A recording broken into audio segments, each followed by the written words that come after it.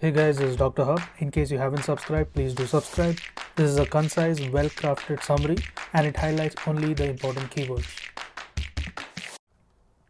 NCCT versus that of the CECT. So first what we need to know is the CECT was, it uses the iodinated contrast. So it is a iodinated contrast. So iodinated contrast is that is given to IV. Next is the vessel. The vessel, what it does, it helps to identify whether the contrast enhanced CT or it is a non-contrast enhanced CT. So enhanced CT or non-contrast enhanced CT. So these are the two conditions. Then when the vessel appears gray, there is a non-contrast CT. So when vessel it appears gray, there is nothing but the non-contrast CT. Next is moving on to whether the vessel appears white contrast enhanced CT. So when the vessels it appears white.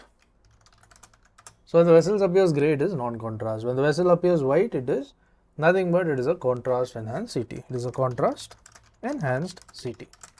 Then before giving the IV iodine, check for the RFT as well as the serum creatinine. So you look for the RFT as well as you look for the serum. You look for the serum creatinine. And here the iodine is nothing but it is nephrotoxic. It is nephrotoxic.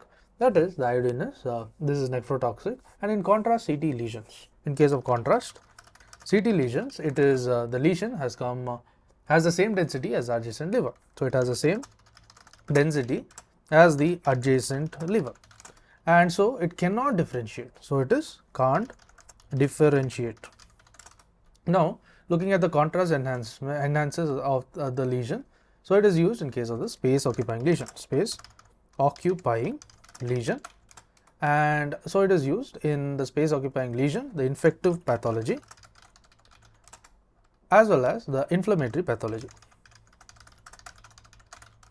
To learn and grow daily like this, please do subscribe.